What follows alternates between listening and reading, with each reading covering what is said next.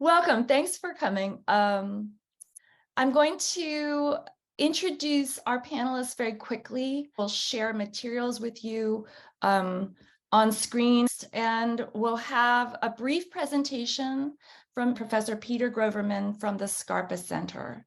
So take it away. Hi, everyone. My name is Peter Groverman. I am the entrepreneur resident here at the Scarpa Center. I actually graduated from Villanova Law in 2010. Happy I'm here today. One of the most interesting things, I'm going to talk about the law of AI.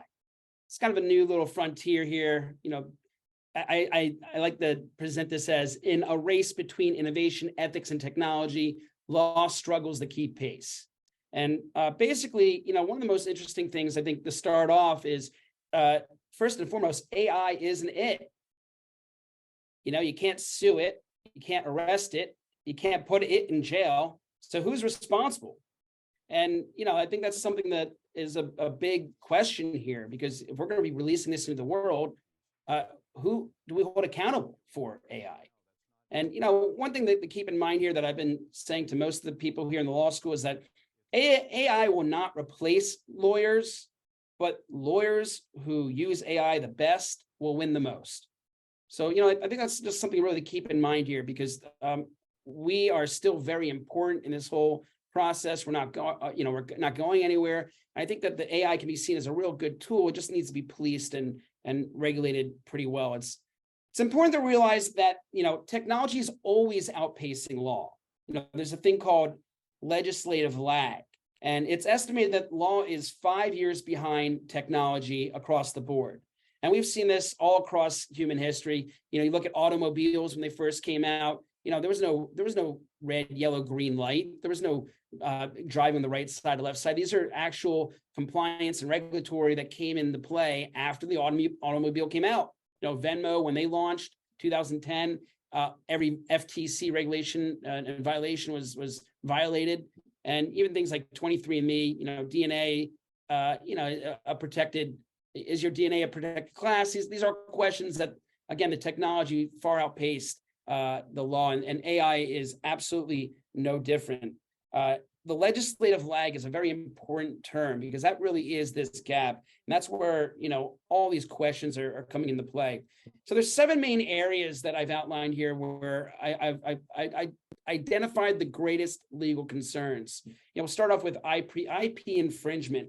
You might have heard about over the weekend, there was a artist, calls himself an artist, an AI artist called Ghostwriter.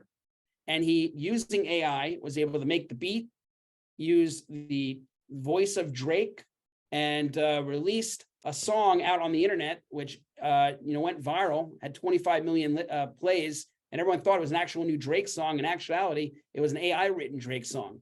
So that begs the question then, you know, when it comes to IP, you know, ownership, who owns that? You know, and how do we treat those who share it, those who create it? Is there any penalty for people who share it, create it? You know, these are real big questions, and the regulatory just hasn't caught up yet. So again, I want to pose these questions out there, because it's not just, you know, this one Drake song. You got across the board, all of the different genres of art are being ripped off.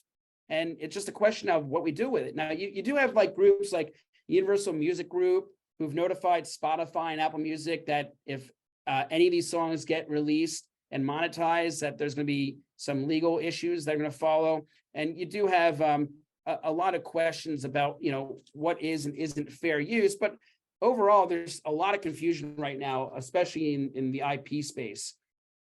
Next area is privacy and security. Here's a question for everyone on this call. What will you share? Are you going to allow AI to listen to your phone calls? You're going to download that AI app that's going to listen to your phone calls, and you're going to have that, you know, assistant AI who you say, hey, AI bot, will you make that appointment for me? It's going to say, made it. But are you going to allow that? People are going to allow that. Are you going to allow it to read your emails? Do you want it reading your text messages? You know, these are questions that, you know, everyone's going to have different thresholds, you know, but that's coming. And these are real questions you're going to probably be asking yourself in the next 6 months. So the question is, when and where do we say no more? When is your privacy or your security limited? And it's across the board in terms of all aspects of technology, everything from facial recognition to your smart home devices. This is data now that is going to be aggregated and potentially released to the public. There's no guarantee of security here. So, what data sets are you going to share with AI, and what should we do about it? And what should Google and Apple and AT&T and all these companies, that big data companies that have all this data, what protections should they be putting in place, and how can we make sure that we're not as vulnerable as we currently are?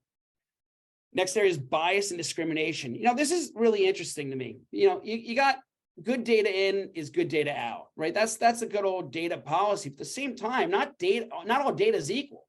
Yeah, us here in America with our own way of life and how we abide by rules and regulations, but just because that's how we operate here in the US doesn't mean that's how they operate, across Africa, the Middle East. And this technology is a universal question. So, what data is put in can really create incredible biases. So, if you have data sets that are trained on Caucasian white males, it's going to have a difficult time identifying people of color, because it's not trained up on that. So how do we treat AI that has biases? Again, questions that really should be taken into consideration, and there is no legal answer or ethical issue yet. And then when it comes down to liability and responsibility, like who's going to get sued? Or these lawsuits are starting now. They are coming in as we speak. But look how many parties are involved. You have investors, you got the operators, you got the creators, you have so many individuals involved in order to get the product that's created by the AI, and into the environment here. And who's going to be held accountable? You can't just say everybody. So it's going to be, the law just doesn't know yet. And so, it's just interesting to think about, as the dust settles, where's the accountability going to rely, and who should be responsible? Especially when it's a global problem. Human augmentation is really interesting. So, some people might not use it because their life is great. They might be using AI because it's a better outlet. They don't have any other option. They might be limited in what they can do for education. In America, overall, we're pretty blessed with what we have. But if you're in like a nation that doesn't have, a systemized educational system, and AI is your best option, that's your best tutor. Again, going back to the biases and how things are trained up, this is the teacher of the future for a lot of people. It's going to be a cost-effective teacher. But what are people going to be learning? And these are questions. And it really is going to be a big divide in the next 2 years of the haves and the have-nots. This is going to be a real question. So the question of then, okay, the people who do have AI, right, and are using AI as this grows, are going to have almost super strength. And that's not even including the people who have you have this like cyborg notion, the people who are going to get the implanted chip in our lifetime. They're going to be superhuman. And what do you do to the person? How does that superhuman person going to treat the person who doesn't have the funds or the availability or option to have that implant, or the access? These are real questions. Employment and labor. I think about Andrew Yang at the last election at the debate talking about universal basic income.